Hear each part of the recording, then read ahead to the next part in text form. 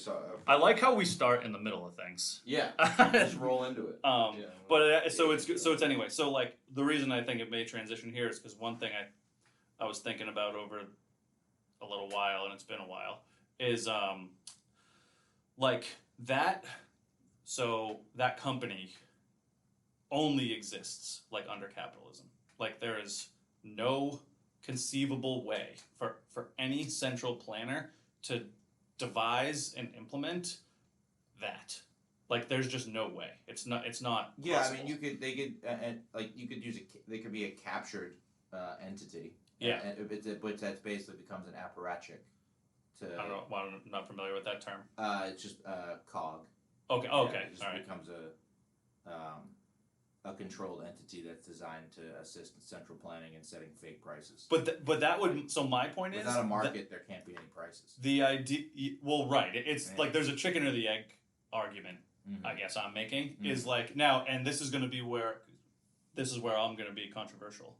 Is like what I want to talk about is like all kind of the failings of capitalism, which is why I wanted to start with why it. When we talk about like necessary evil, and I probably would argue it that way.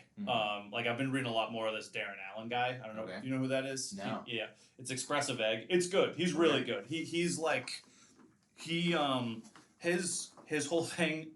I'm gonna butcher this argument, but his whole thing is like humanity has not had like a proper culture for like thousands and thousands of years, and the culture that we've like kind of bastardized is always the end result of it is always like Kafka-esque bureaucratic like nightmare, like Huxley-esque like soft totalitarianism, Orwellian hard like there's no way for those results to not manifest themselves. We seem to outgrow our spiritual or cultural evolution, right? Yeah, and that's like a feature. Yeah, and like our especially technology, right? Like particularly technology. Yeah, and it grows like at orders of magnitude, right? So like if you took someone from 700 BC and you dropped him in I don't know the Dark Ages, he'd be a little whacked out, but I think he'd probably be able to adapt, right? He'd probably, we have new metals, we have new techniques, we have new farm stuff. Okay, I can make sense. If you took someone from like the Hux, like 1930s, like a regular person from 1930s, and dropped them in 2021, they'd have a fucking panic. Right. You know what I mean? They actually can't really function in this society. It's almost as if like our technological and our community growth far outpaces any level of like spiritual development or cultural development. And that's a big like Darren Allen thing. You know, like you know, a lot of people talking about that these days. Yeah, and it's you know, it's where all I do every day is try to falsify the arguments that I have for myself. Yeah, like all the time. Which is why today I'm thinking about like, well, not today, but in the last month or whatever. And a lot of this obviously comes from like the 100+ vaccine mandate thing. Yeah, like that's and I'm like really looking at this and and I'm like there is no scenario where as an institution like socialism or progressivism or central planning like beats capitalism to me. Having said that, like the inherent structural flaws in capitalism like are real and deserve the discerning eye of like conservatives and anarcho-capitalists and like the discerning right needs to like take a real sober look at capitalism and what it is. Well, I think the new right is like taking a look at the excesses of capitalism. Yeah. And saying, all right, we need to do something. And if we want to put it in the context of like the lack of spiritual, cultural stability, if you don't have some sort of like greater purpose or structure, right? You just get companies pushing sissy hypno on your kids. Yeah, right. And like that's capitalist. This is exactly what I mean. Like the guys who run those companies who want your kids to like. The NFL is gay, man. Yeah, the NFL's. Well, here's yes. So real quick, like the capitalism is still going to be little Sissy Hypno and Lil Nas X, and like that's very capitalist. And it sure is. If you don't have some sort of like spiritual structure or cultural growth to sort of outpace that, which, as we talked about earlier, is pretty much impossible, right? Yeah. Our technological development far outpaces anything other than that. It gets very hard to rein it in. Mm-hmm. And, like, it can be the greatest, best system in the world. It also has a lot of fucking problems. Yeah. I think people on the right wing are finally starting to realize that when, like, the companies that largely, like, consumerism is such a part of the American identity, right? Yeah, and I know. Now, like, Gen Xers and Boomers were the most who bought into it, right? Yeah, the ones who fed us sugary cereal and fucking seed oils and shit our whole lives. They are starting to realize, oh wait, these companies that I thought were like Americana actually like hate me. Yeah, right. Like, they actually or at least the incarnation that they exist in today. Yeah. That it's not, they're homesick for a country they never knew. Yeah. Right. So people are starting to realize it. I think the problem is that if you set up the chessboard the right way, like, the people in control can make capitalism work for them, just like they made feudalism work for them. They're doing it right now. Right. It's just sort of a transition. And, you know, we could be lolberts and talk about how it's not really a free market, but that's gay. Yeah. Right. So, I mean, I think the elephant in the room, obviously, is religion, right? You know, when we talk about, like, the spiritual bulwark against these institutions, and I still think that that's generally that seems to have, despite its overwhelming evidence to the contrary, it seems to still provide the best evidence to me of being that bulwark. But you know, and you bring up kind of what I'm probably not the first to. I'm definitely not the first to say this, but I can't ascribe it to any one individual. What I've been doing, and a lot of this is like you said, like the not real capitalism thing. There's a piece of that to this argument. Yeah, like, absolutely. I will. I'm happy to admit that. Again, all I do is try to tear down my own arguments. But how I conceptualize it is actually called consumerism versus capitalism. You know, and like, what is that? Who says that? There's someone. I must be like I must be stealing that from someone. Yeah, I mean, so a lot of the new esoteric right wing is very anti-consumerist, right? And that, you know, probably has to do more with, like, okay, doing free market, open market stuff just gets us the Cato Institute, the Koch brothers, and the neocons. It doesn't actually get us any of the things that we want, nor does it give us, like, a stable society. Right. And, like, people don't... No, it's particularly unstable. Yeah, it's particularly destabilized. Yes. Yeah. And that the people who are the largest proponents of, like, what a normie would consider, like, libertarian capitalism are, like, calling for open borders, and also the Koch brothers just came out and spoke out against banning critical race theory. What the fuck does that have to do with whatever weird industrial fucking lord shit they have to do going on? You know? Yes. Yes. Yeah, it's wild, man. So, like, what? So here's okay. But I just I think. So I'm not a genius when it comes to that terminology. Me neither. But I think you hit on something important, which is, like, you said you think religion in terms of spiritual stability is one of the things that helped balance out this kind of weird weighted system here. Yeah. And I'd say to go a step deeper into your boy and business. It's about suffering, right? Yeah. Because think about, like, people who aren't plugged into politics, they aren't plugged into religion, and everyone will sit around, they'll see the videos of the police beating people up, or, like, school board people getting kicked out and put on the video, and, like, why are people dealing with this? Yeah. Right. And it's like, right. Like, why are people dealing with 30% taxes? Like, why are people dealing with being labeled domestic terrorists? Why are people dealing with it when, like, a 3% tax was too much to start the American Revolution? Absolutely. Like, these guys, there was a different mentality, and everyone recognizes, like, if it was the guys 100 years ago, they wouldn't stand for this, right? Like, what changed? I think it's the amount of suffering we all endure on a daily basis, right? Think about, like, your average... Think about, like, your average frontiersman, right? Yep. Like, those were hard men.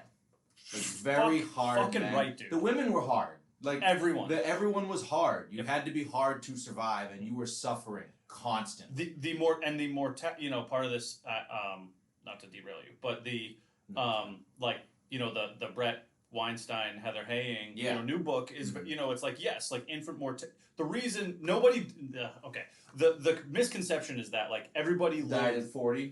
But they didn't. You actually people lived a long time. People lived till 80 and 90 and 70. Very often. You had extremely high cases of infant and child mortality because if you were, and this gets goofy fast, so but whatever. For sure.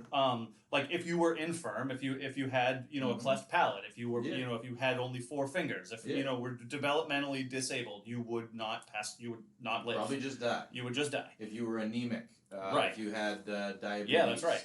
If you had any sort of neurological conditions. Yep, like it is a good thing. Thing. Allergies. And absolutely. I mean, there's like the argument that we have so many allergies now because people are a bunch of pussies, but like allergies are still a thing. Absolutely. They still existed. Yeah. So the point and the point that you're getting at is like, I think the point you're getting at is this everyday robust.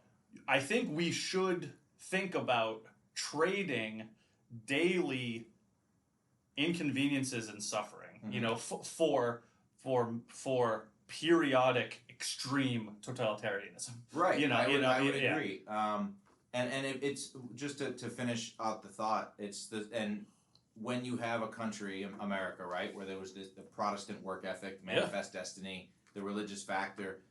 Christianity is kind of a religion that puts a very, very big emphasis on suffering.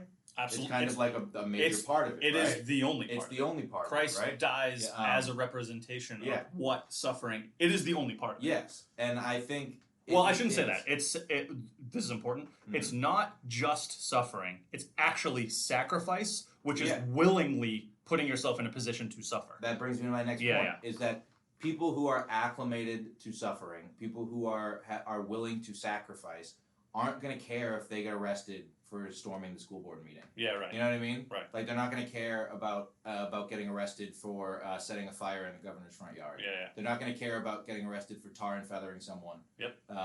They're not going to care about those things because they are willing to sacrifice for it. And like, it was bred out of us over a long time, and a lot of people just don't have the appropriate mindset to make those sacrifices. And when you lose that, that's when the capitalism can start just...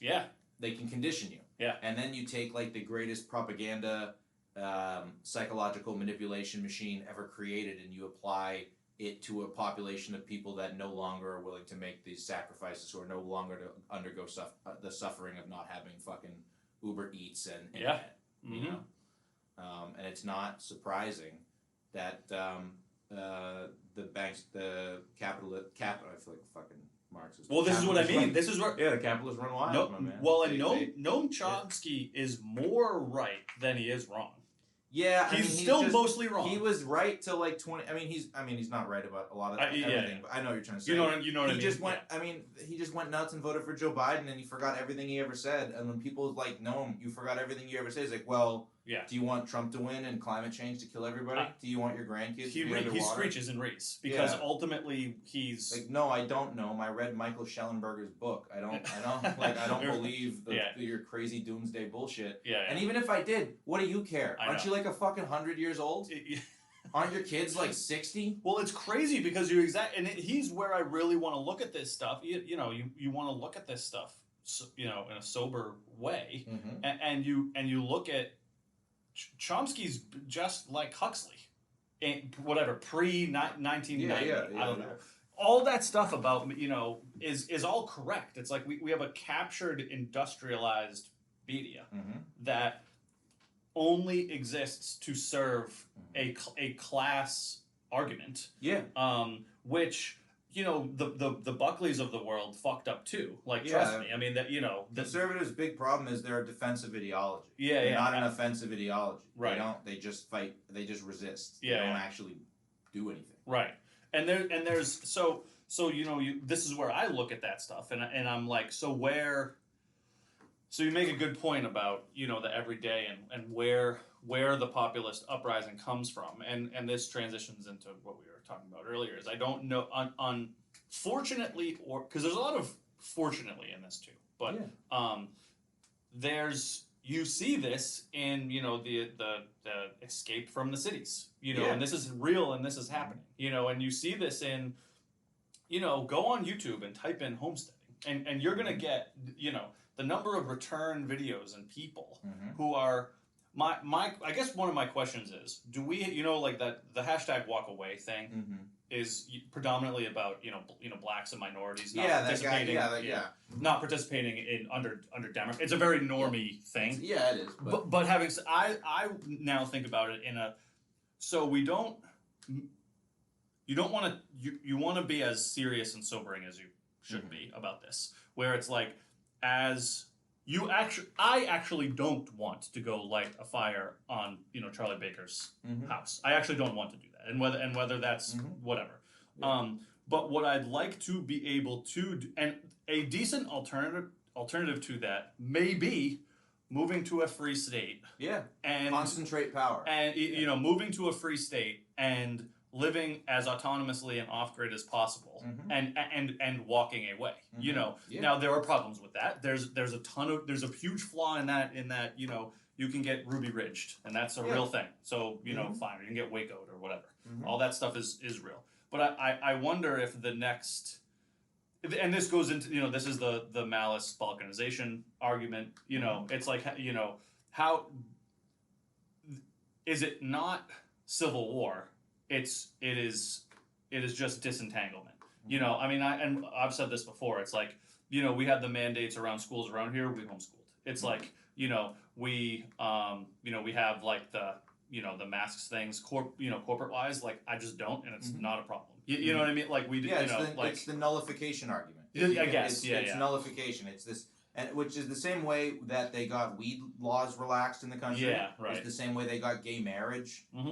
Is certain states said, we're just not doing this. Yeah. You have your federal laws. We're going to ignore them. Yep. We're not going to enforce them. Right. Ohio passed a law that makes it illegal. I think it was Ohio made a law. It makes it illegal for feds to come in and enforce federal gun control laws. People in Ohio. The Ohio state troopers are obligated to arrest any federal agents that get in there to do that. Right. There's no reason why that couldn't happen in other states. New Hampshire's the best example of people with similar political beliefs, saying, let's concentrate our voting authority, our political power, and do what we want. They're like the most libertarian state because of the Free State Project. Yeah. And people can think whatever they want about the Free State Project. Constitutional carry wasn't in New Hampshire 20 years ago. Now it is. Yeah. Right? They got rid of the death penalty. There's real shit there. Yeah, that's definitely a possibility. I'm not saying anyone has to go extremist, but if we're talking about what makes people just sit on their couch and let their kids get indoctrinated by this is by corpos and government brainwashing, right? Like that's what I was getting at. There is. You are right. You are correct. And it's obviously it's all a class problem. Right? It is, and this is where again, it's like Chomsky's right. It's all a big class problem because people who you can make 40 grand, 80 grand, 150, 200 grand a year in a legitimate open forum. If you have people on your block who are starving to death, why would you send your money to fucking Afghanistan? Right? Like absolutely. I don't see like if you in a non-Kafka society, like this doesn't happen. Exactly. But we live in a Kafka society. But we do. You would think that you could go to everyone and say, hey, we got homeless, drug-addicted teens on your block in your city. And we do. It's called Brockton. Yeah. It's right over there. Like, do you want to give your money to them, or do you want to, give it so we can have gender studies programs in a university halfway across the world in a country your husband probably can't pronounce? Well, this is where I look at... Yeah, sorry, go ahead. It shouldn't be a hard decision. Yeah. But apparently it is. And I think that has to do with the amount of division that's been stoked, that everyone knows, every fucking, it's almost a normie take at this point that Occupy Wall Street got destroyed by wokeness. And that wokeness was inserted by big capital to kind of get rid of the class uprising, right? And I think you're seeing that again right now. Yeah. I think that the MAGA wave was too much of a threat. Left-wing populists got fucking kneecapped in 2016. Yep. Left-wing populists are the most suppressed people, like real Marxists, like real communists. like the ones who would send the blue hairs to the gulags, they're suppressed more than we are. Right? Yeah, because the most yes. Because the wokeness is like the wokeness is a nuclear bomb to people on the left, right? You can actually hurt people with that. You can't actually really hurt right wingers with it. They're probably gonna say based and send the Giga Chad meme and be like, yeah, we did. It's terrific. Yeah, it's fantastic. It's actually fantastic. So like, if you had people on the left who could resist that woke nuclear bomb, who are the real Marxists, the Marxist-Leninists, right? That's very dangerous for them because that might get some people to snap their heads together and say, why are we listening to people with fucking anime and My Little Pony avatars?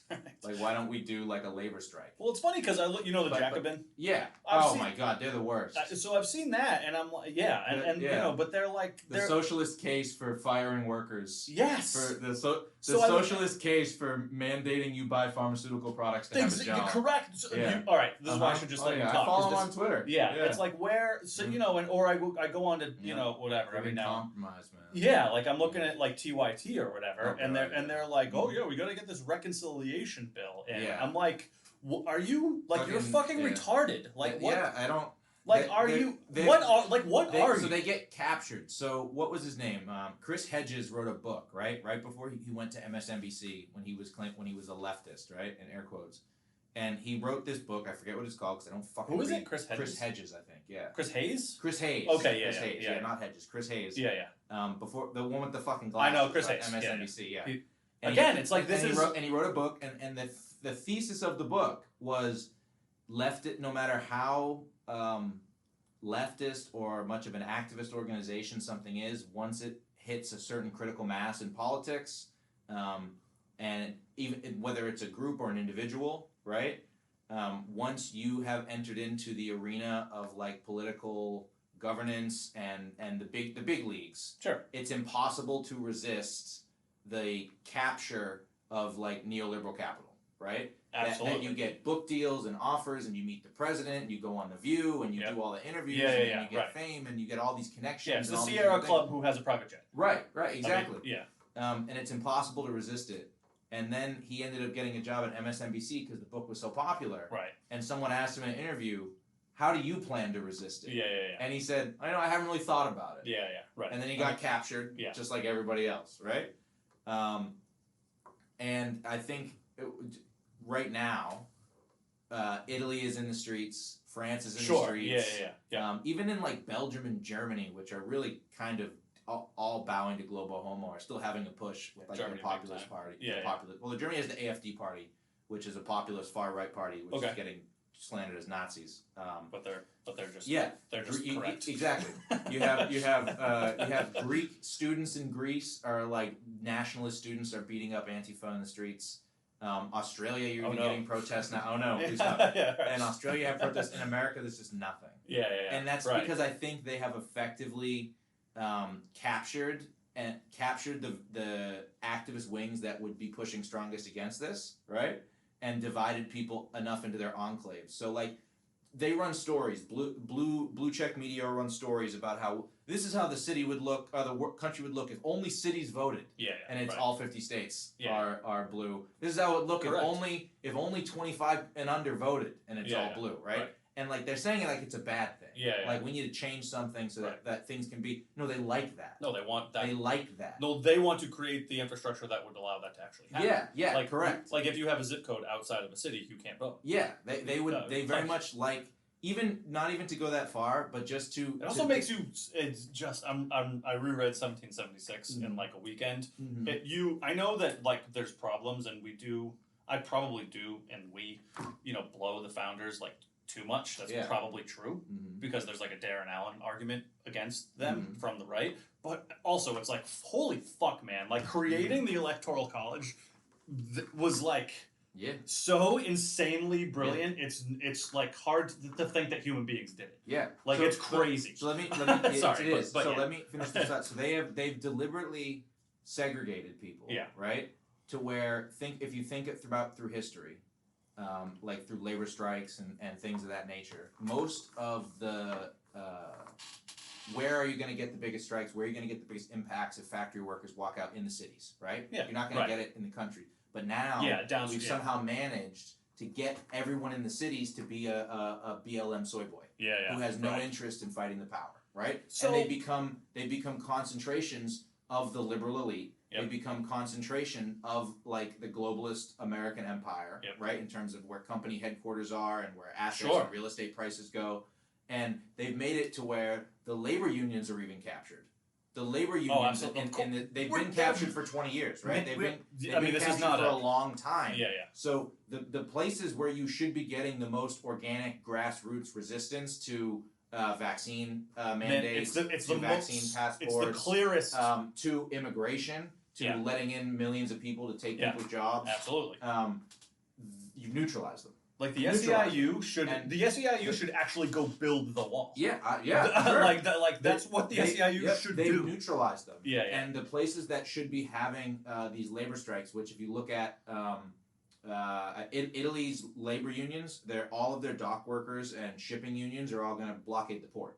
That's their next move. They're just going to blockade all the ports. You're never going to fucking get that in New York City. I know. It's never going to Philadelphia. Never going to Baltimore. Never going to fucking happen. Boston. Never going to fucking happen. And if it happened in red states, they send in the fucking National Guard. Well, I do remember. So we talked about this 2 episodes or 3 episodes ago. I have the father of one of our close friends who we wrestled with. Mm-hmm.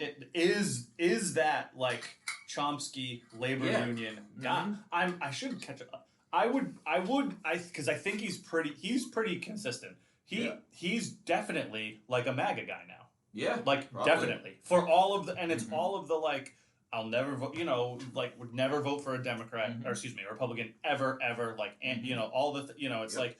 That is like we are very ideologically similar, and it's like it makes you realize how like similar you people were, right? Yeah, right. When you weren't busy fighting over culture war stuff, right? Correct. And I think the culture war is important. I'm not with this new take that the culture war is not important. Yeah, and that it's like a distraction from class struggle, which that is part of it, but you can't have one without the other. I was gonna say there isn't.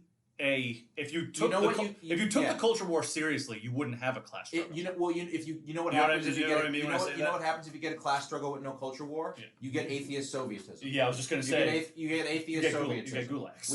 We have a historical example. We know how this turns out. Yeah. So, you realize how similar you are with people. So similar. I mean, and you realize how much good times allows you to split hairs. Yes. Right. Yep. That's a good way to put it. Yeah, and that when there are really big fucking problems, people start to kind of think alike. Mm-hmm. When there are food shortages around the corner and ships that have been stuck offshore for 4 weeks, people start looking at the big picture. Right. Which is unfortunate that it takes that much, but that's what we're seeing right now. Yeah. Speaking of culture war, speaking of woke capital, I watched the Many Saints of Newark last night. It's bad. You've seen Sopranos? You watched Sopranos? I love The Sopranos. Sopranos is great. It's one of my favorite shows. It should be. It probably is the best show. It probably is. Oh no. No, it's and I had no expectations for this. Okay, so spoiler alert. David Chase is a fucking. He's woke as fuck. Yeah. Oh, it is. Oh yeah. So David Chase, I didn't know this. I had actually never really watched Sopranos all the way. He's brilliant, also, by the way. Yeah, he is. My parents watched it when I was younger, and then I watched it a little in college. I never finished it. Yeah. Last year, I went back with my girlfriend. We watched it all the way through. It's great. It's awesome. It's fantastic. I didn't know anything about David Chase, and then I remember reading something, and someone said, "Whatever you do, don't look at his Twitter account." Oh, I know. And I looked at his Twitter account, and he's incredibly woke. He's the worst. Allegedly, he is a genius. He is a genius. Allegedly, he kind of bait and switched the studio that made the movie. And essentially, they said, "Okay, we want you to make a Sopranos prequel movie." Yeah, because it's something we talked about before. Well, that's what's going to get a movie made. Yeah, they're like, "Hey, we've talked about this. Do you want to do it?" And he said, "I'll do it if I get full creative control." Yeah. And then allegedly he kept everything hush hush. He didn't let people in to know stuff. Which on a neutral ground, I respect as an artist. Right. They ran a media blackout for him. Yeah. The movie is not good. Yeah, it couldn't have been. The mixing is bad, so just the technical aspects of it are bad. The sound is bad. The colors are bad. But the movie isn't about. It's not a prequel about young Tony. Yeah. His son, Michael Gandolfini, James Gandolfini's son. Right. He's not in the movie until over an hour into it. So it's a 2 hour and 5 minute movie. Which I don't necessarily mind. Neither do I. But, but he's not like a primary character. Sure. It's Dickie Montesanti, the movie is about it's Christopher's dad. The movie's about Christopher's dad, Dickie Montesanti, a black guy from Newark, and an Italian feminist immigrant who bangs his stepson. That's what the movie's about. Yeah, right. Which is fine, but if you think you're going to see a Sopranos movie, you're not. You're not. You're not. All of the characters who we see younger versions of are empty, shallow side characters that are used as punchlines or to show how bad they are by being like racist. Right. Or like threatening a woman or whatever. And there's none of the the charm of the series. Yes. It's just bad. The actors are bad. As an Italian, I was offended. I was offended at all the non-Italians they had playing Italians. It was just not. Well, you know what's really interesting, and just to get off of what we talk about normally, which is okay. So David Chase has wanted to do. He's been very vocal about he hates TV as a medium, and a big reason. He's always wanted to be a filmmaker. Like he's really bad. He was in a band. He loves music. It's funny. He in kind of the triumvirate of media. You sort of have like TV, movies, and music. And Chase is a big he was in a band. He's a big music guy. And he's always wanted to make a movie. And it's really interesting. Now part of The Sopranos was he wanted to and part of why The Sopranos is so revolutionary is it was the real first deep hour-long cinematic show. That and The Wire. Came out around the same time, I think. Yeah. So there's the point is he's always wanted to have his foot in the film space. Yeah. And it's really interesting, particularly after, and I get it that it's a big project and it takes a lot of time. So there's that piece to it. But Sopranos went off the air in 2009. It's interesting that he only had it's 1999. It's 10 years. So it's interesting. It's not like it wasn't this is not like, a show that people discovered after. No, very much during its run. It was the biggest show on TV.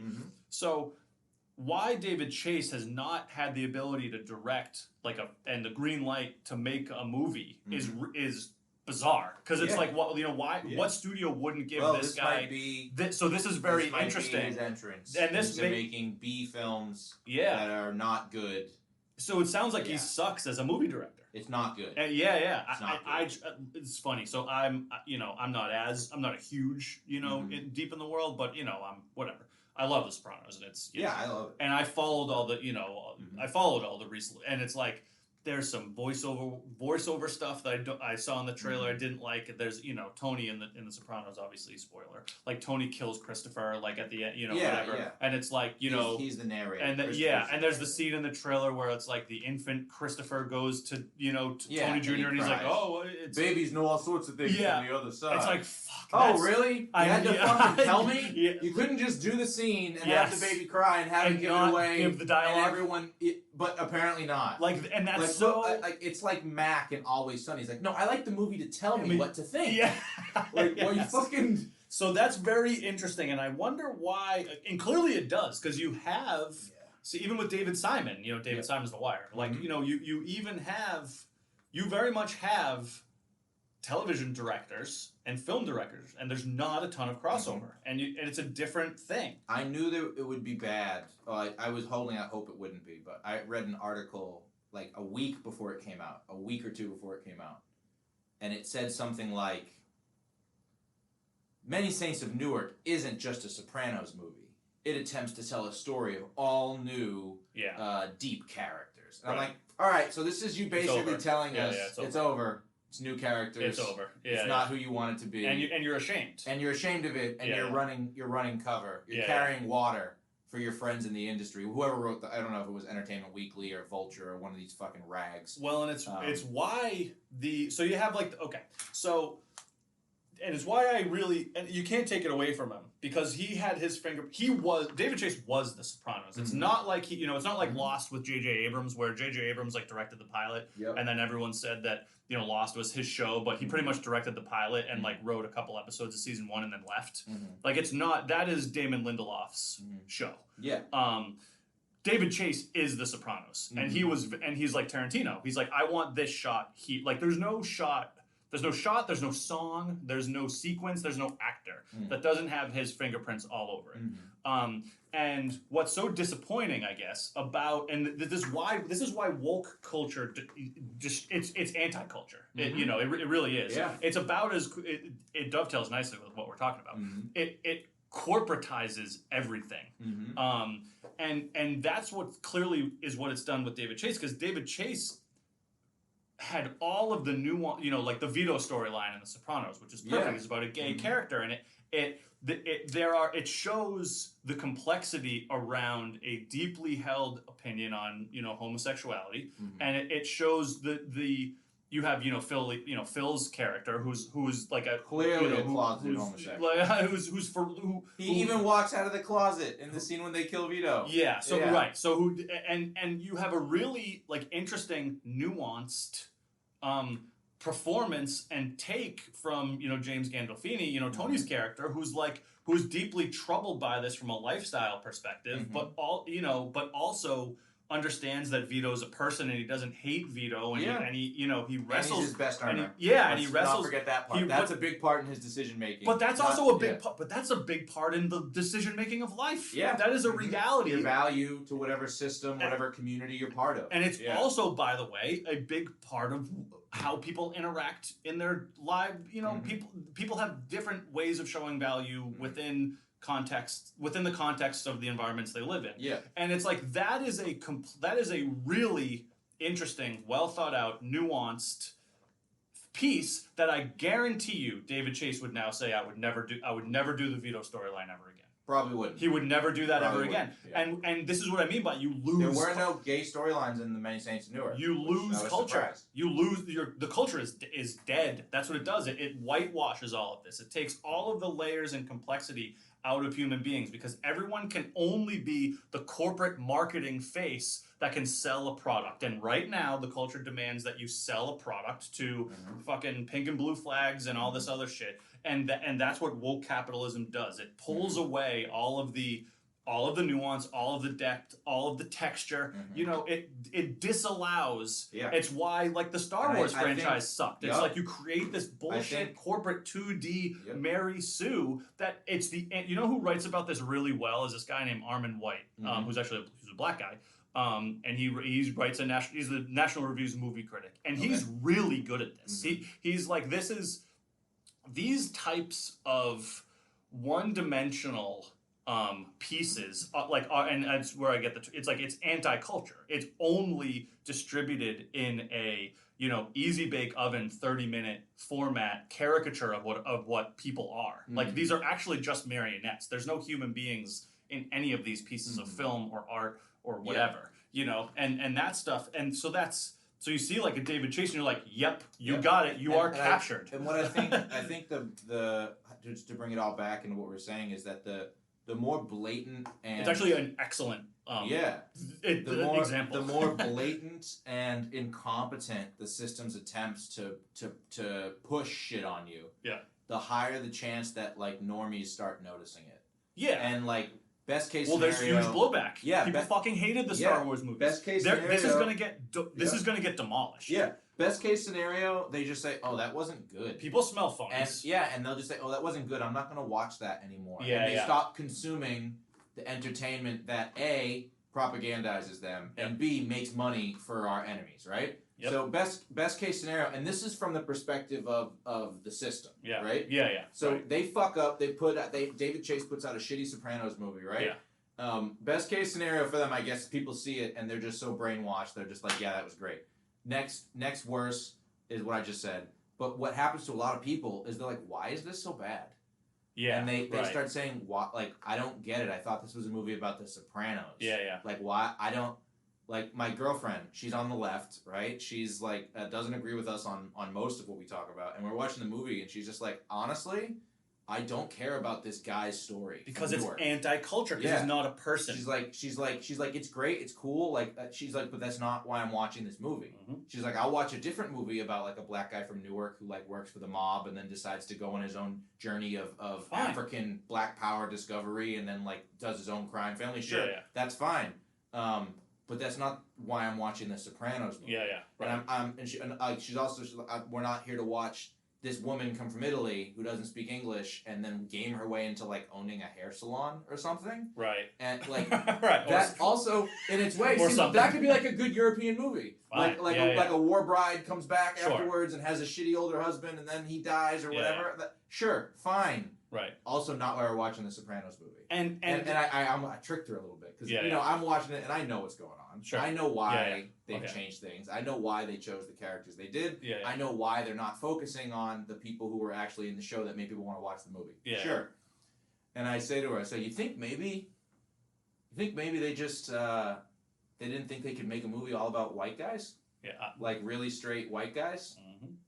She's like, honestly, that could be it. Yeah. And she would never be amenable to that if I just said to her, they won't let Italian guys star in movies anymore. Yeah, right. And every movie has to have a black guy and an immigrant woman in it. Yeah, She'd be like, that honestly, low-key sounds kind of racist. Yeah, right. But we watched the movie and she's like, okay, why'd they do this? I know. Why'd they do it? And it's also like so The Sopranos, and this is where people smell, and I'm going to keep using the Star Wars example, right? Yeah. So like it's a good example. It's fucking trash.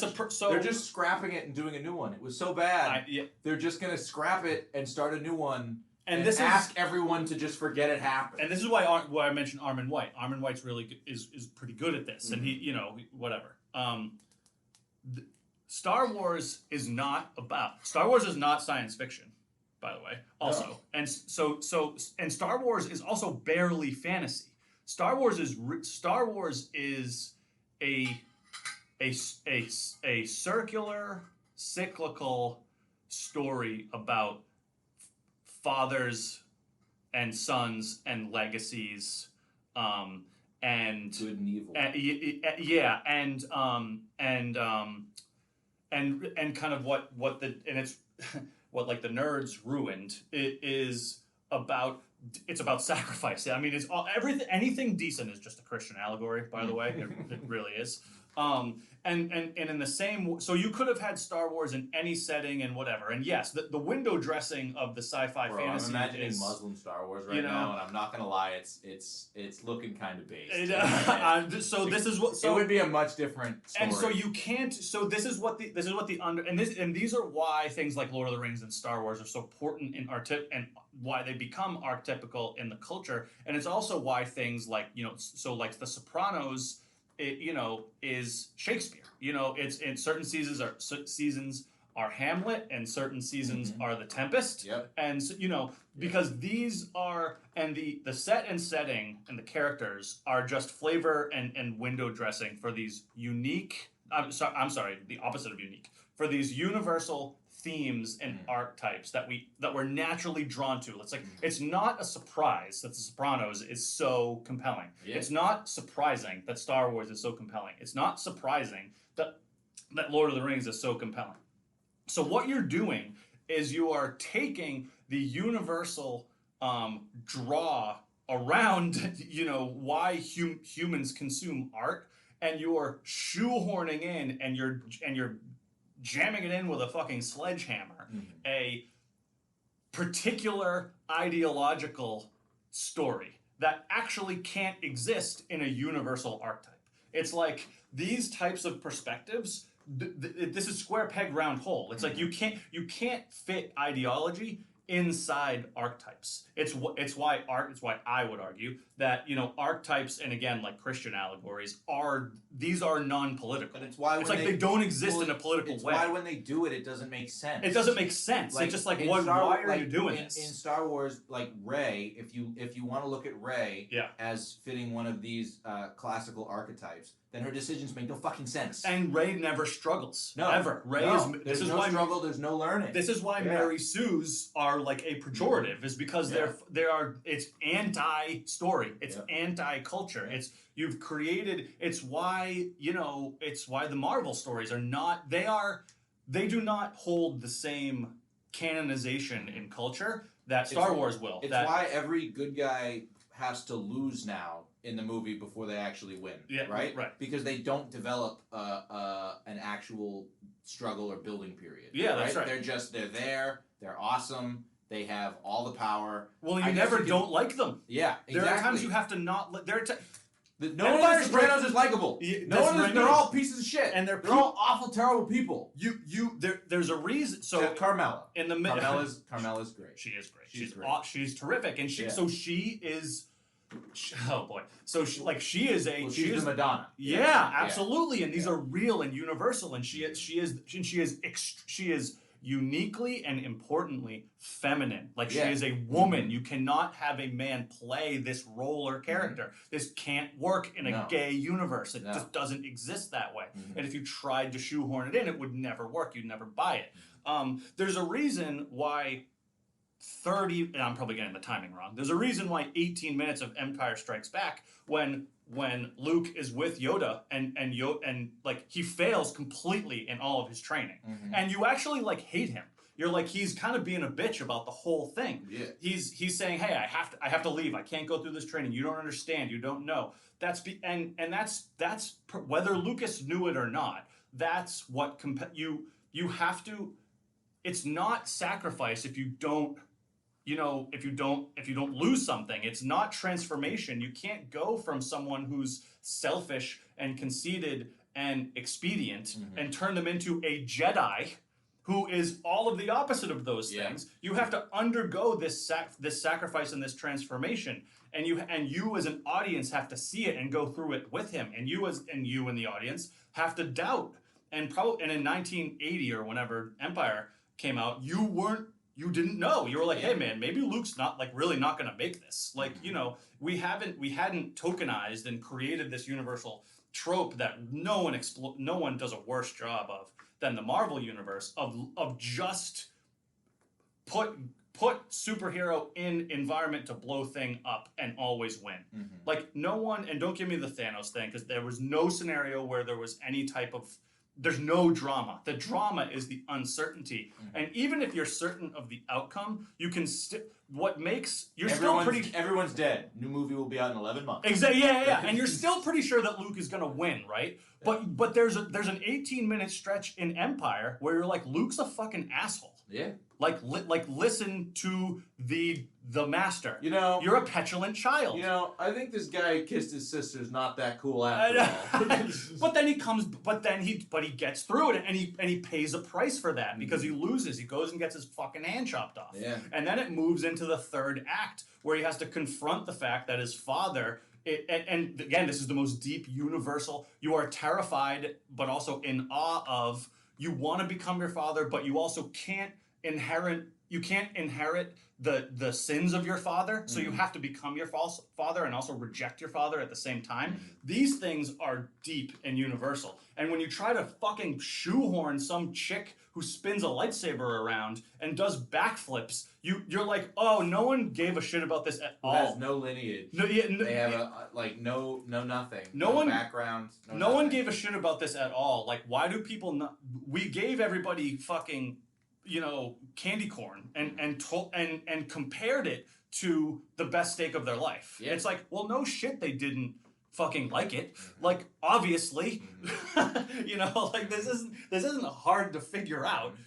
And you know what? You're right. You can't have your capitalism that says shit. We need to. Well, I shouldn't say it this way. You can have your capitalism, and you'll make money, and you'll prey off of the people that you'll prey off of the legacy of high art, and I will defend all these pieces of art. Sopranos is high art. Yeah. Star Wars, the original trilogy, is high art. These are you'll bastardize the carcass of high art, and you'll make money and you'll sell it. But it's the thing that the former, the Jacobins of the Chomskys of the world would have said, hey. This is bullshit. You're bastardizing everything that was good about this. But now they'll clap like fucking dumb seals because it pushes some woke agenda into it. So they're complete phonies. Until it comes time to say that capitalism and the profit incentive actually prevents high art. Say it again. They'll speak out of both sides of their mouths. Right. They'll clap along merrily for it. Yeah. Right. For the forces that are destroying art. Right. At the same time, they'll blame capitalism. Yeah, right. Yes. Yeah. That the profit incentive means people can't do what they want to do and they can't actually do art. That the Sopranos movie had to be made that way. Because neoliberal capital demanded it. Right? Right. it's a damned if you do, damned if you don't. Yeah. So Nicki Minaj's art, she's been in the news. Oh boy. Nicki Minaj. My girl. Right. Did she cave? I haven't seen her. I don't know. She's going to the White House. I think going to the White House is them telling her, "Listen, bitch. I know. This is your back on the plantation. This is your one chance to renounce all your bullshit before we torch you everywhere. Yep. Before we torch all your connections, all your lawyers, all your managers, all your agents, all your everything. We'll just fucking torch blacklist you. You'll be done." At the same time, she fucking married and had a baby with someone who was convicted for rape, and when people criticized her for it, she told them to go fuck themselves. Interesting. So, okay. If I think he was like... Was she married to? Is it some guy. He's not famous. Oh, he's not famous? Okay. No, so he, from what I understand... Well, I mean, in fairness, if that's true, yeah, probably deserves some criticism. Right. No, I'm not saying he doesn't deserve criticism. Yeah. I'm not saying he's a good guy. Right. I'm not making but yes, it shows that she has some stones. On whether or not he did it. Yeah. Allegedly, when he was a teenager, he raped somebody. Okay. Well, not allegedly, because he was convicted. So according to right. the court record, when he was a teenager, he beat and raped a woman who was I think it was his girlfriend or his ex-girlfriend at the time. Yeah. And he went to jail, and he got out, and he's always maintained that he didn't do it, that they were in a relationship or something, and she made it up. Right.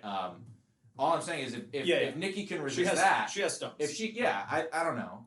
She might say, fuck you, I don't care, I'm rich. Yeah. I think she's worth like $50 million or something. She's fucking rich anyway. And the problem with a lot, so there's a, But yeah, they're going to try and drag her back on the plantation. Yeah, oh boy, absolutely. They're just going to get, that Samuel character or whatever the fuck it is from Django. Yep. Yeah, that's interesting. You do see, well, now you're really starting to see it. These vaccine mandates are Jim Crow. I mean, they just are. That it's still two-thirds of black people in New York City can't go to a restaurant. I was gonna say 70% of black people across the country. And I think that's great. And I think it's great that that's kind of shining a light for woke people. And I think it's great that BLM is protesting in conjunction with MAGA people. But what happens? Let's just spitballing here. Sure. What happens if the government because this isn't something that would happen in a sane world, but it is something that would happen in a Kafka-esque world, right? What if the government comes out and says, all right, you know what? Black people, you don't have to do it. Oh, boy. Does BLM just go home? I think they just go home. I think they definitely just I think they just go home. I think they definitely just go home. If they don't go home, if they keep protesting, it says, okay, good, what else are you going to give us? Yep. Yeah, What else can we get? Because as we know, not just BLM, but all these leftist groups, they don't just take what they're given and say, all right, this reparations will happen. They keep going. And I'm going to cash in my little bit of blackness and try to get some reparations when they go through. Absolutely. But then they're not just going to be like, oh, cool, no pass, great. They're going to be on to the next thing, and on to the next thing, and on to the next thing. And I don't really think any of their things involve standing up for non-black people or non-POC or non-indigenous people when it comes to mandates. I think they just go home. And that seems like a ridiculous thing. Like, oh, come on, the president couldn't just say, it's just kidding for black people. And the businesses wouldn't be able to do that because that's ridiculous. And people could just stand next to the black person and say, well, why don't they have to do it? They already do it. So what do you think affirmative action is? It's already being done. They do it. They did it with the small business loan program last year. Yeah. In 2020, they made available the first $300 million of small business funds were to minority and disadvantageous groups, disadvantaged groups. Yeah. So they already did it. If they do that, that'll be bad. Yeah.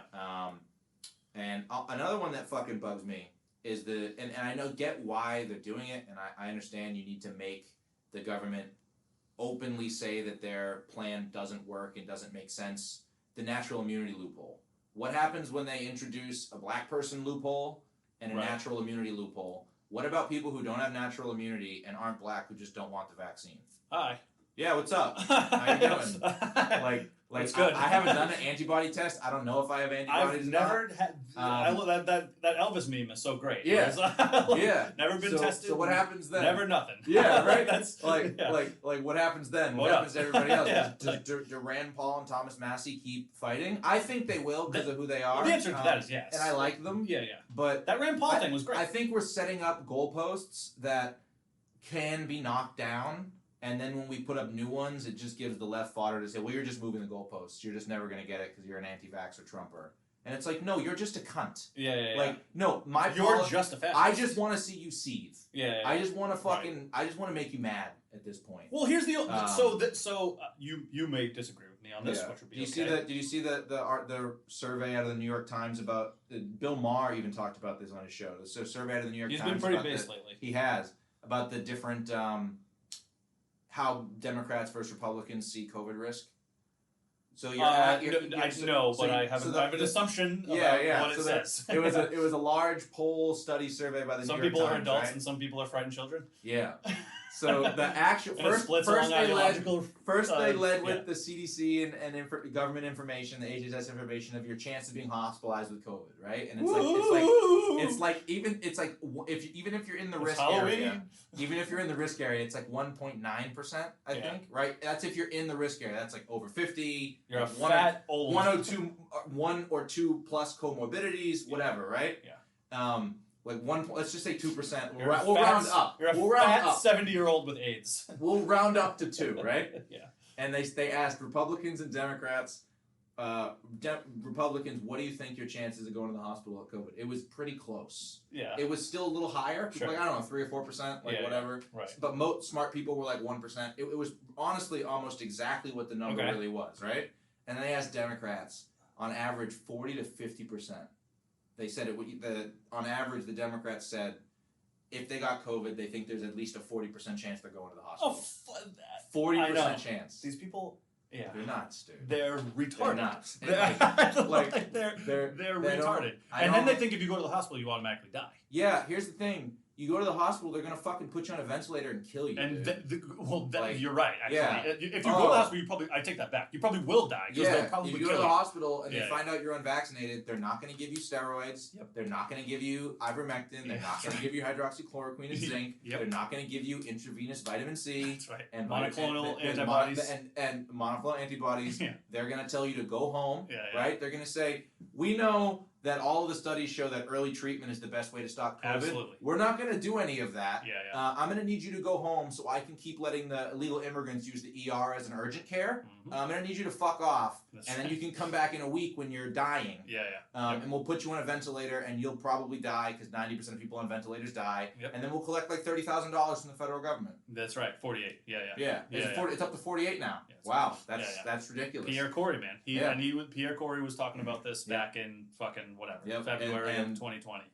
So I suppose the people that think they get the sniffles and they have to go to the hospital probably do have a high chance of getting hospitalized. And if that doesn't work, they'll just hit you in the head with a shovel. Yeah, someone will. They're gonna kill you. They're gonna kill you no matter what. Yeah. That's what's going to happen.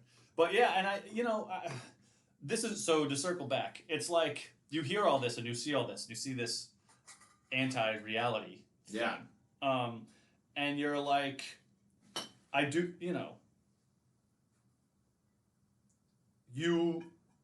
it makes you want to go homestead. Yeah, dude, and that's what I'm doing, dude. And just that, so it's all right. So and you hear all of the good and best arguments from. I think we need to start like a labor movement. I think that's what we have to do. Because I don't think the homesteading will be enough. I think they'll send fucking Amazon drones to like shoot us with vaccine darts. So that's the next. Well, it's funny because so here's another. All right, so I'm reading with my sons Where the Red Fern Grows. Right? Did you ever read that as a kid? So it's awesome. It's incredibly based. It's all everything. Again, everything good is a Christian allegory, and it's very explicit about it. But it's funny because the first first third of the book is like there's, you talk about like cities or whatever. And it's like it's about like a country boy who whatever, it's like the 20s, and it's like there's a couple scenes where it's like you go into town and you're like, yeah, like this is just a fucking hellhole. Like, and this is in 1920. Yeah. He's like, yeah, this city of 1,200 people is fucking bullshit. Yeah. Like this place sucks. Yeah. I don't ever want to be here ever. No. And like they live in the mountains in the Ozarks, and it's like it's fulfilling, and there's death. There's a shit ton of death. There's a shit ton of sacrifice. There's a shit ton of discomfort. There's a shit ton of poverty, but it's like all meaningful, and it's all interesting, and it's all like you're not and you see this, and then it made me think of like de Tocqueville, who's like America's got it figured out because like they don't have cities, you know, and their cities are just like necessary evils around like certain particular industries. But like nobody wants to fucking live there. It sucks. Everyone wants, you know, everyone wants their people. They've psyoped generations into paying $4,000 a month for a fucking 1-bedroom apartment to subsidize their own prison. Yeah, I mean, literally, so they can fucking go to a bar with exposed brick walls and drink $13 IPAs. And get $20, and their girlfriend can get a $20 salad. It's gay, dude. They've convinced us that this is, and I really keep going back to this Armin White thing. Like, this is like anti-culture. Yeah. And this Darren Allen thing. Yeah. It's like, this is just, this is not culture at all. No. This is just corporate, woke, you know, barista beanie bullshit. Yeah. Like, you're just a worker, you are just a consumer drone. That's all you are. And you're funneled and shipped into these cities, and, you know, and what we've done, and I get it, there's, you know, it's like there's the flip side, and again, I'm not a Luddite and whatever, but it's like, you know, we've demonized like people who can like do things, and we've demonized people who are like not weak, and we've you know, and this is again all part of the anti-culture. It's like, you know, and it's funny, you see these stories, and, you know, I think Where the Red Fern Grows was published in 1961, and it's set in like 1923, and it's like, yeah, you know, Billy in the story is like, yeah, like all these like city people are like fucking like weirdos. Yeah, they're all neurotic, anxious, on fucking SSRIs, and they like don't know how to do, and they don't know how to do anything. No, and they're, you know, and they're all weak. You know, so I see and hear stuff like this, and again, this is the I forget what you called it, but whatever, it's the nullification, maybe. Nullification. Yeah. And I look at that and I'm like, yeah, like, well, I don't know. It doesn't seem. No, I have some, you know. It's possible in places where people concentrate power, right? Like, it's possible in New Hampshire. Yeah. Because they concentrated people with more of a libertarian and anarcho-capitalist, like, right-wing mindset, right? Yeah.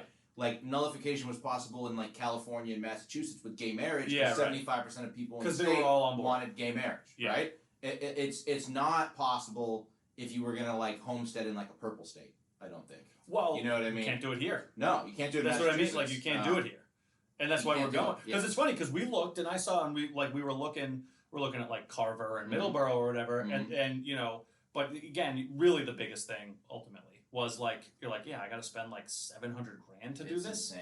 And then, even after just that, you're like, and wait a second, like, the school, and we were homeschooling, so we're inoculated, or a little bit, but, you know, it's like, and it is different, and those are like, you know, Middleborough's like a red town, you know, and Carver's like a red town. Plimpton's a red town, you know, but you're like, but this is just window, you know, again, it's like, you can't be here. No. You know, like, this is... You still can't have an AR-15. Yeah, right, exactly. Yes, all that stuff. You still can't do that. Yeah, exactly. So you're like, you're just, like, kicking the can down. You're still paying mass taxes. Exactly. You're still, you're still kicking the can down. You're still funding your own oppression. Absolutely. So, like, what's the point? So, you do wonder, I mean, I don't know about the Article 5 stuff, like, and all the balkanization, like, you know. Yeah, I don't know, man. I don't ever see there being, at least in the near future, without mass collective action, without some kind of, like, mass labor, like, organized labor strike, without some sort of, like, serious internal pressure, there isn't going to be a time when the Supreme Court just decides to hear these challenges. Yeah. They've already made it very clear that they, like, don't want to touch anything they don't that care. Could make them look bad. Yeah. Like, the only activist members of the court are people like Sotomayor, right? Yeah, on the other side, yes. Right? So I don't think there'll be a time where, like, some landmark, some big law firm decides to take, like, a Rittenhouse style case, and like, runs it all the way up to the Supreme Court and gets, like, some big, like, giant win that says the federal government can't do X, Y, and Z to the states. I don't really see that happening. It just doesn't. Like, it doesn't make sense. Like, the Constitution it's not a real thing anymore. It really isn't. It's not a thing. It's crazy. It's it's what's good. Well, I mean, it's not good. It's bad. But the silver lining is that, like, constitutional conservatives are starting to realize this. Yeah. And they're starting to see that the only people telling them that it is still a thing are, like, Turning Point USA grifters. Yeah, right. Yes. And, like, the Shapiro, Candace Owens crowd. Yeah, and, like, they're starting to realize, oh, these people just want my money. Yeah, that's right. And and, like, the America First Coalition is a bunch of people that hate Trump that, like, figured out they could make money off of the MAGA populism. Yeah. And the Constitution is like not real anymore. Oh, I know. Yeah. People are realizing. I've turned around on that. And they're realizing the people pushing it on them just want to like pacify them. Yeah. The same way, I think right now all of the prominent right-wing figures coming out against secession are trying to pacify the movement right now. Right. Because there's never been more support for states to secede, for people to break off, for there to be a national divorce than there is right now. And interestingly, a lot of like medium-level right-wing people are talking about how bad it would be. And it's like, dude, no one thinks it's going to be rosy. Yeah, no one thinks it's going to be great. I just don't see another way. Yeah. Real quick, I want to talk to you about this. Pope, vaccine passports for the Vatican. You can't. I know you're not a Catholic. No, I'm not. I mean, it's getting. So when I've had a good, I have one mutual friend of ours who he's fairly observable Catholic. Yeah. And I get his kind of argument is like. I mean, I can't buy it, and I'm not. It's. I mean, they are, and it's not like this. Like this has been. There's a reason, like the fucking Protestants like happened. Yeah. Like they're like this is all anti. Mm-hmm. This is you're creating you're just creating false idols. Yeah. Like that's what this is, and this is what you've always been. Mm-hmm. So like fuck you. Mm-hmm. My only like my 1% sympathy is not the right word, but like there is a streak in American Catholicism in particular of like real earnestness and observation, which I respect. Like the 70-year-old lady who goes to mass every week. Now, like, is she being exploited and like contributing to a fucking massive pedo ring? like the answer is yes, probably. But I don't. I also live in the Northeast, so like I don't see the type of devotion and dedication and people walking the walk outside of Catholicism. So that lets me question it a little bit. I saw one of the writers that you know what I mean? Like, I saw one of the writers that I follow who said he said people online who think that Protestantism ruined religion and Catholicism is some beacon of reactionary traditionalism really show that they haven't been around Catholics for the last like 10 years. Right. But yeah, I got a Greek Orthodox friend who's doing victory laps right now. What do you mean? Like he's into it? No, like he's saying I fucking told you so. Not to me. Other. He's into trad cath Twitter. Okay. He likes to troll trad cath Twitter. But yeah, Orthodox boys are doing victory lap. Like we fucking told you. Right. I mean, it's brutal, man. I mean, and you look at it and you see, again, you're like this entire institute, and again, this is the not real Christianity, not real communism, whatever. So then there's always a threat of that. But it's like, I think what I've hopefully have tried to do has been like some, consistent. It's to be like, yeah, man, like you these are on the one side there is a place, and Peterson makes this argument that like.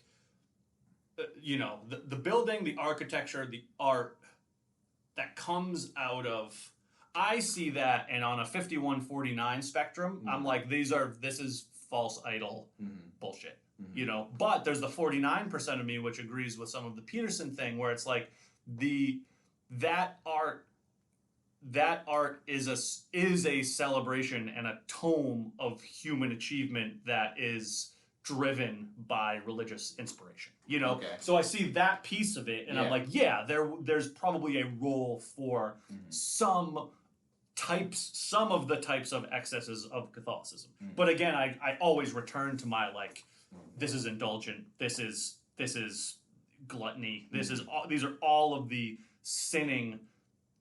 This is the expose of excess. And that's what this is. So like, I've never been down with Catholicism. Right. That's why I wanted to kick this ball in your court. And they've had a because I don't know much. And I've had a big target, and there's a reason.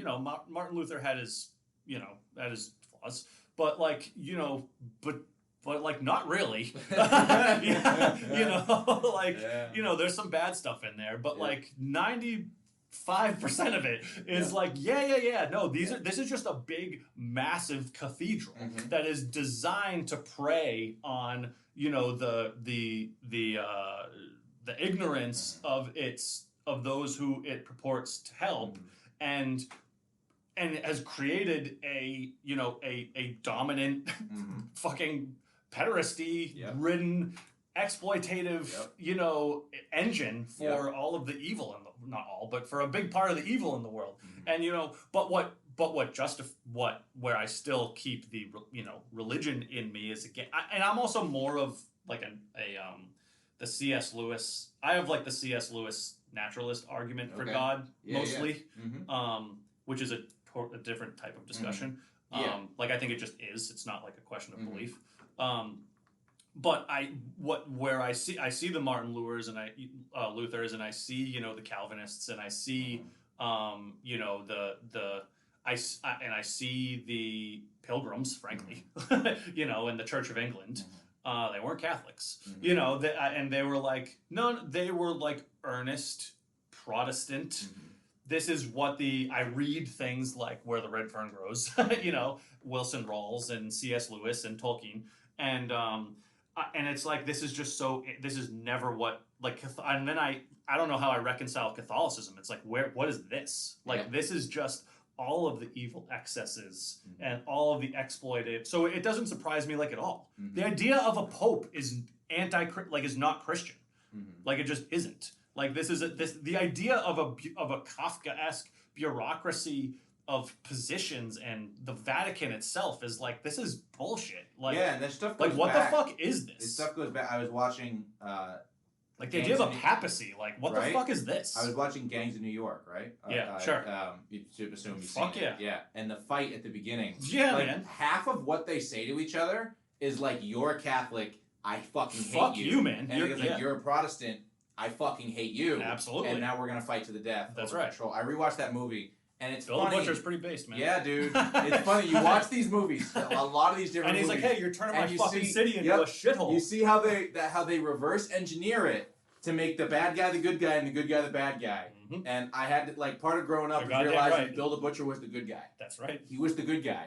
He was the anti-Catholic. You had these anti-illegal immigration, anti-unionist, anti-Civil War, pro-secession Northerner. He was an American. Who was an American who locked down the most dangerous, violent, disgusting part of the city and made it run like clockwork. That's right. Made it run like clockwork, where people could walk around, and as long as they weren't affiliated, they'd be okay. And they weren't fucking around. And they weren't fucking around because everyone was terrified of what might happen if they got out of line, right? And then fucking DiCaprio shows up. Which gang would you rather live under, Bill the Butcher or the FBI? Yeah, Bill the Butcher. And I sure as shit don't want to live under the FBI. Liam Neeson shows up, and he starts this fucking communist fucking immigrant thing. Bullshit, dude. Like, and it's not just immigrants. So right about He's getting Hellcat Maggie, who's a drunk and a cannibal. Yes. He's getting the guy who ends up becoming the cop, John C. Reilly. Correct. He gets him. Yeah. He gets the bald guy who proves to be a shithead. Yes. And you can make the argument that one of these people got disheartened and joined Bill and became a shithead. Sure. You can't make the argument that all of them unanimously were all shitheads, right? And then you get it's wild. Yeah. I'm watching the whole thing and I'm like, why did they? How did they do this? How did they do this? They make you think that the weird anarcho-commie fucking dead rabbits are the good guys. That's right. They're not the good guys. Bill the Butcher was the good guy. 100%. And that's a hard pill to swallow. It's real, but like, that's the reality of civilization. It sure is. Like, and like they did a great job. I know, man. They did it. Those crazy, motherfuckers. It's those motherfuckers. All right, we're probably gonna wrap up. But last thing, another thing I want to kick to you. Did you see the national? This is the best. Nobody is better at this. Not anyone. We're pretty good. No one is better. Do you see the national? That fucking break board? the cycle guy is boring as fuck. Yeah, he's cool. I don't really watch his stuff. I like his stuff to support him. So do I. Whatever. That Reed Coverdale guy is a fucking sleep every time he does anything. Reed. I like Reed a lot, but so do I. Nobody's funny. Nobody says anything funny or that interesting. They do. Reed does Tower Gang, which is more shit posting and funny. Yeah, so if you want, I think Tower Gang's hilarious. But anyways, I can also say mean things to people and also like kind of not mean it. Yeah, of course. Like, be whatever. funny. Say mean stuff to us. It would be great. Exactly. We would really like it if you said mean stuff to us. Oh, and the chance you guys, if you ever hear this, please. It would make me so happy. Yeah, fucking roast us. Dude. Yes, do it. I have my face on my Twitter profile. Go for it. You are handsome. Yeah, I am. Did you see the National School Board Association's letter they wrote to the Department of Education asking Biden to label the parents as terrorists, domestic right? terrorists? Yeah, you're a domestic terrorist, Dan. I sure am. You sure am. I've never been happier. So they're saying. Well, it's the fucking it's the Obi-Wan meme, right? Yeah. I mean, I know that. I know that guy. He's me. Yeah. And that's the reaction that you get. Yeah. They literally wrote a letter saying, "Help! We're so scared. Please help! Please help! The parents don't want us to brainwash our kids." You see Terry McAuliffe. When you saw me, I was one of those people. I know. I went and I was those crazy person. They're saying they feel threatened and all this other stuff. I did threaten them. Yeah, fucking absolutely, dude. Fuck around with people's kids and see what happens. Yeah. Terry McAuliffe is he's getting run against, but he's up for re-election. Yeah. And he brought in Bill Kristol to talk about how great he is. Oh my god. And he got hit with the question, and he Bill said, Kristol just performs abortions. He's actually an abortion doctor himself. He's a walking abortion. He just loves crushing the skulls of infants. Yep. And so God, what a cunt that guy is. He's the worst. But McAuliffe got caught. He got caught in a question about parents and choosing things, and he said, "I don't think parents should be the main decider of what their kids get taught." And these are not like. And now they want to. Now, if you disagree with that, you're a terrorist. That's right. Well, what did we do? January. Is there anybody happier about January 6th than fucking the deep state? No. Is there anybody more excited? Is there anybody salivating more deeply? I will say, it is fun to watch that unravel now with the news Revolver broke about the Oath Keeper guys and a couple of other dudes being feds. Right? Duh. Right? Everyone knew. Duh. Everyone on right-wing Twitter, everyone on 4chan, everyone on Kiwi Farms, you go to any of these fucking obscure internet areas. Even I don't know what Kiwi Farms is. Yeah. They all knew. They all knew it was a setup. Yeah, Everybody knew it was a setup. Duh. And the fact that Donald Trump and Alex Jones told you to go there really should have really let you know it was a fucking setup. Right? Yeah, right. And I love Alex Jones and I love Trump, but like if they told you to do it, probably wasn't the best fucking idea. Yeah. At that time, right? And it's coming out now. I am conflicted because I'm also like, well, I wish they finished the job. I'm just kidding. So now Alex Jones is saying he actually didn't tell people to go there, and he knew it was a setup, and he changed his mind, Jones, which he did actually do. Yeah. So I love Alex Jones too. He's the greatest. He is great. He's amazing. But it was a little because he's funny and he gets it, and he's nuts, and he's listenable. I think that's probably good. All right. Anymore. Good job. I'll clean up that end. That's okay. Yeah.